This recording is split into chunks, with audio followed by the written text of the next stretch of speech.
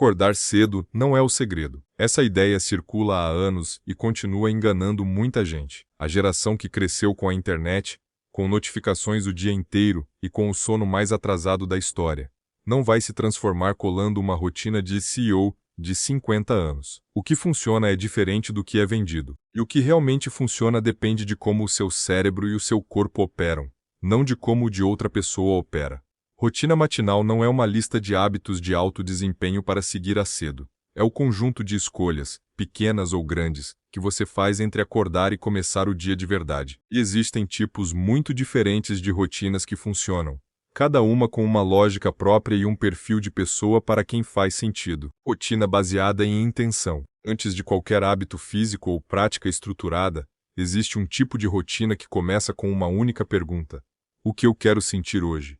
Essa abordagem surgiu com força nos últimos anos dentro de comunidades de bem-estar e autocuidado digital, especialmente entre jovens que relatavam acordar ansiosos sem saber exatamente por quê. A ideia não é meditar por 30 minutos nem escrever páginas em um diário. É simplesmente parar por 2 ou 3 minutos antes de pegar o celular e decidir conscientemente qual é o tom do dia. Pode ser uma palavra, uma frase, uma imagem mental. Pesquisas em psicologia positiva mostram que o estado emocional das primeiras horas do dia tende a colorir a percepção dos eventos seguintes. Começar com intenção, por mais simples que seja, muda o ponto de partida interno. Rotina do movimento primeiro. Existe um grupo de pessoas para quem qualquer coisa que exija raciocínio de manhã simplesmente não funciona. Para elas, o corpo precisa ser ativado antes que a mente consiga acompanhar. A rotina do movimento primeiro parte desse princípio. Pode ser 10 minutos de alongamento no quarto, uma caminhada curta sem fone, alguns exercícios sem estrutura de treino. O que importa não é a intensidade, mas o fato de que o corpo se move antes de qualquer tela ou demanda cognitiva aparecer. Estudos em neurociência mostram que o exercício físico, mesmo em versões leves, aumenta os níveis de dopamina e serotonina disponíveis no cérebro nas horas seguintes. Para a geração que passou anos em frente a telas com o corpo parado, mover o corpo logo cedo é uma das poucas práticas que tem efeito mensurável no humor e no foco ao longo do dia. Rotina da janela sem tela. Esse tipo é um dos mais resistidos e um dos mais eficazes. Consiste em criar um período fixo logo após acordar, de 15 minutos a 1 hora, sem nenhum contato com celular, redes sociais, notificações ou conteúdo externo de qualquer tipo. A lógica por trás disso está no funcionamento do córtex pré-frontal nas primeiras horas após o despertar. O cérebro sai do sono em um estado de alta receptividade e baixa filtragem crítica, o que significa que o conteúdo consumido logo cedo tem impacto desproporcional sobre o estado emocional do restante do dia.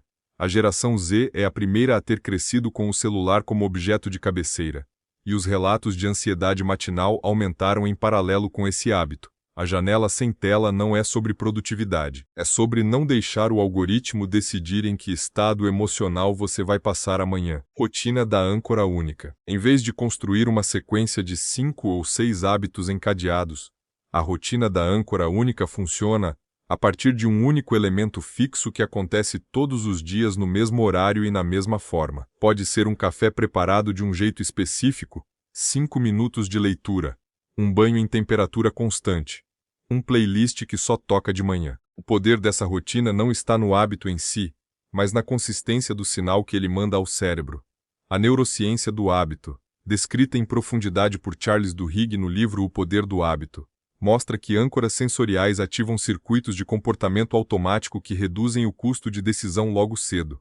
Para uma geração que relata dificuldade em criar e manter múltiplos hábitos ao mesmo tempo, começar com um único elemento fixo tem taxa de adesão significativamente maior do que listas de rotina com várias etapas. Rotina da preparação noturna. Tecnicamente, essa rotina começa na noite anterior. A ideia central é que grande parte do esforço mental da manhã pode ser eliminado com decisões tomadas antes de dormir.